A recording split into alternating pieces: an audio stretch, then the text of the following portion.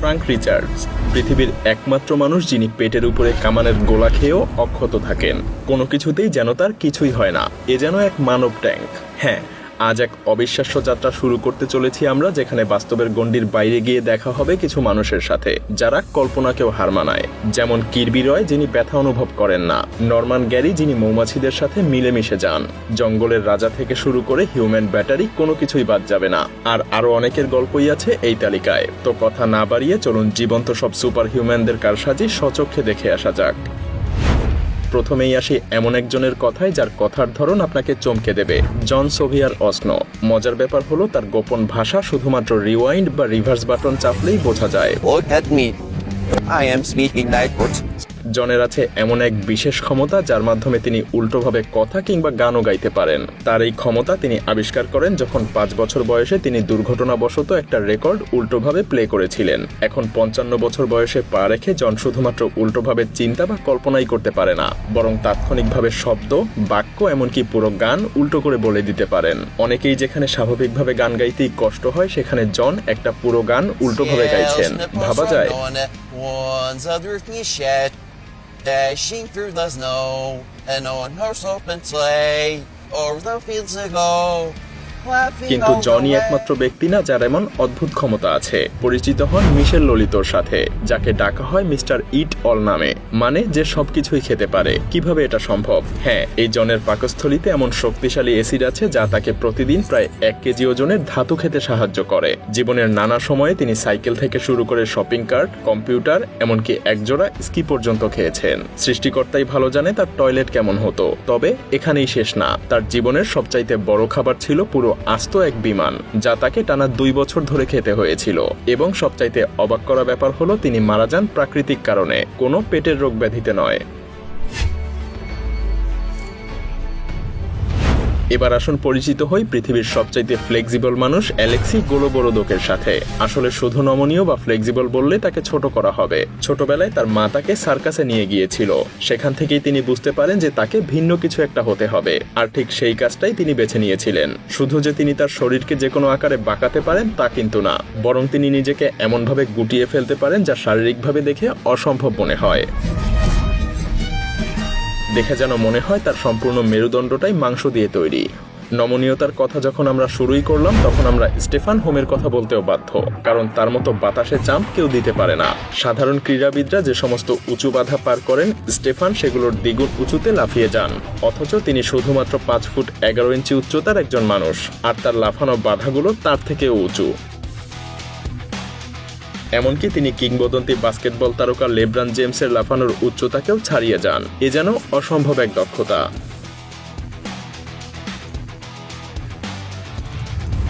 এবার যদি কারো বন্দুক চালানোর কথা বলতে হয়, তবে বব মুন্ডেনের চাইতে ভালো আর কেউ নেই। তিনি ছিলেন পৃথিবীর সবচাইতে দ্রুততম বন্দুকবাজ। জন্মগতভাবেই তার হাতে ফাস্ট টুইচ পেশি ছিল, যা তাকে নিখুঁতভাবে লক্ষ্যবস্তুতে শুট করার দক্ষতা অর্জন করতে সাহায্য করেছিল। তিনি এত দ্রুত গুলি চালাতে পারতেন যে তার চালানো গুলি যেন খালি চোখে দেখাই যেত না।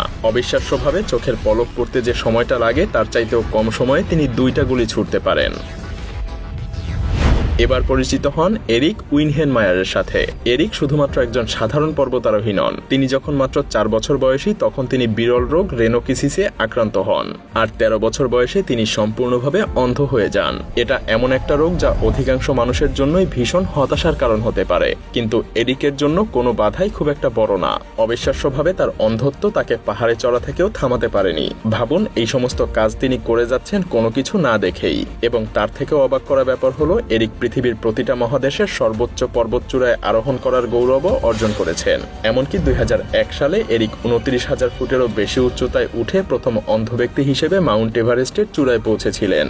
ঠিক আছে, আমরা সবাই একমত হতে পারি যে এরিকই হলেন পর্বতারোহণের রাজা। তবে আপনাকে মানতে হবে যে কেভিন রিচার্ডসন হলেন জঙ্গলের রাজা। ইনি কেভিন রিচার্ডসন। হ্যাঁ, কেভিনের সিংহের সাথে এমন গভীর সম্পর্ক আছে যে তিনি তাদের সাথে অবাধে ঘুরে বেড়ান কোনো রকম ভয় পাওয়া ছাড়াই। মজার ব্যাপার হলো, আমি যদি সেখানে থাকতাম তাহলে সবসময় আমার মনে ভয় কাজ করত যে আমি হয়তো তাদের পরবর্তী খাবারে পরিণত হব।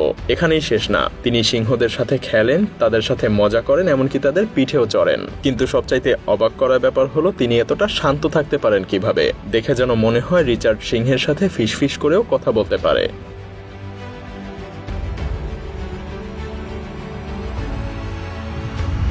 কিন্তু নরম্যান গ্যারির প্রাণীদের সাথে যেন আরো ভালো বোঝাপড়া, কারণ তিনি মানুষকে ভয় পাইয়ে দেওয়া এমন এক প্রাণীকে নিয়ন্ত্রণ করতে পারেন যা চোখে না দেখলে যেন বিশ্বাসই করা যায় না। 40 বছরেরও বেশি সময় ধরে মৌমাছি নিয়ে গবেষণা করার পর নরমান বুঝতে পেরেছেন যে কিভাবে তাদের নড়াচড়া নিয়ন্ত্রণ করা যায়। এখানে আসল রহস্যটা কি? মজার ব্যাপার হলো তিনি নিজেকে এমন এক ধরনের হরমোন দিয়ে ঢেকে ফেলেন যা মৌমাছির রানী ব্যবহার করে, তাই মৌমাছিরা ভাবে যে নরম্যানই তাদের রানী। এই পদ্ধতিতে তিনি 1 লাখেরও বেশি মৌমাছি দিয়ে নিজের পুরো শরীর ঢেকে পুরো শহর জুড়ে ঘুরে বেড়াতে পারেন, আর আশ্চর্যজনকভাবে একটা মৌমাছিও তাকে হুল ফুটায় না।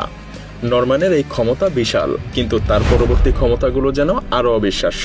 এমন একজন ব্যক্তি আছেন যিনি তার শরীরের মধ্যে দিয়ে লাখ লাখ ভোল্ট বিদ্যুৎ পরিচালনা করতে পারেন, আরেকজন বেঁচে যেতে পারেন পেটের মধ্যে একটা আস্ত কামানের গুলি লাগার পরেও। কিন্তু তার আগে আপনাকে বলি সেই ব্যক্তির কথা যিনি সাপের বিষ প্রতিরোধী। 20 বছরেরও বেশি সময় ধরে এমফ্রেড নিজের শরীরে সামান্য পরিমাণ করে সাপের বিষ ইনজেক্ট করে যাচ্ছেন, যার ফলে তিনি পৃথিবীর সবচাইতে ভয়ঙ্কর সাপের বিষও সহ্য করতে সক্ষম হয়েছেন। হ্যাঁ, তিনি ইচ্ছাকৃতভাবেই পৃথিবীর মারাত্মক সাপগুলোর কাছে নিজেকে উৎসর্গ করে দিয়েছেন, এবং এমনটা তিনি করেছেন 200 বারেরও বেশি বার। কোবরা, ভাইপার, এমনকি পৃথিবীর সবচাইতে ভয়ঙ্কর সাপ ব্ল্যাক মাম্বা পর্যন্ত। অথচ এই সকল বিষাক্ত সাপের মাত্র 2 ফোঁটা নিলেই মৃত্যু অনিবার্য।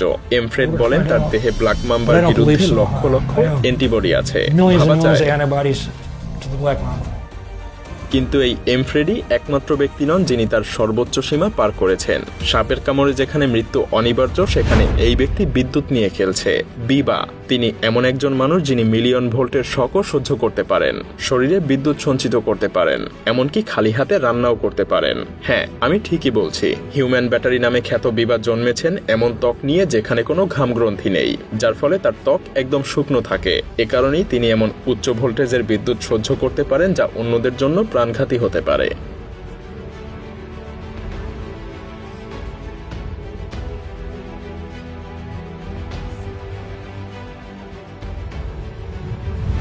এবার কির্বি রয়ের মতো কমব্যাট কিং মাস্টারের সাথে দেখা করুন, যার সহ্য ক্ষমতা এতটাই বেশি যে শরীরের যে কোনো আঘাত তাকে বিন্দুমাত্র ব্যথিত করে না। হ্যাঁ, এই লোক শরীরের সবচাইতে সংবেদনশীল স্থানে আঘাত পাওয়ার পরেও একেবারেই নড়াচড়া করেন না। আপনি হলে কি করতেন?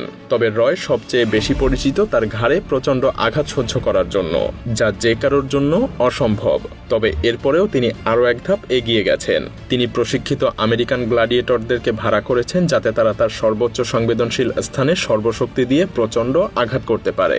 সেই আঘাতের শক্তি ছিল প্রায় 450 কেজি। এটা ভাবলেই গায়ে কাঁটা দেয়। তবে কির্বি রয় এই কাজটাকে এতটাই সহজভাবে নেন যেন তার কিছুই হয়নি। তিনি আক্ষরিক অর্থেই মৃত্যুকে সামনে রেখে হাসতে থাকেন।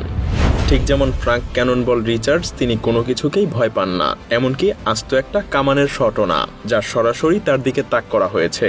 1920-এর দশকে ফ্রাঙ্ক রিচার্ডস তার শরীরকে এমনভাবে প্রস্তুত করেছিলেন যেন প্রচণ্ড আঘাতও তাকে দুর্বল না করতে পারে। কে কত জোরে আঘাত করলো বা কি দিয়ে আঘাত করলো, হোক সেটা ঘুষি, হ্যামারের আঘাত বা কোনো কিছুতেই তার কোনো কিছু যায় আসে না। এমনকি মানুষজন তার পেটের উপরে লাফিয়ে পড়তো এটা পরীক্ষা করতে যে তার কিছু হয় কিনা, কিন্তু কিছুই হতো না। একবার তো তিনি সাহস করে হেভিওয়েট চ্যাম্পিয়ন জ্যাক ডেমসির একটা আঘাতও সহ্য করেছিলেন, এবং সেই আঘাতও তার কোনো ক্ষতি করতে পারেনি। কিন্তু তার সবচাইতে চরম কীর্তি হলো 47 কেজি ওজনের একটা কামানের গুলি দিয়ে তিনি আঘাতপ্রাপ্ত হয়েছিলেন, এবং তার ক্যারিয়ারের শীর্ষ সময়ে তিনি দিনে 2 বার এই পাগলামো করতেন। ভাবতে পারেন, ফ্রাঙ্ক ছিলেন যেন আস্ত এক মানব ট্যাঙ্ক।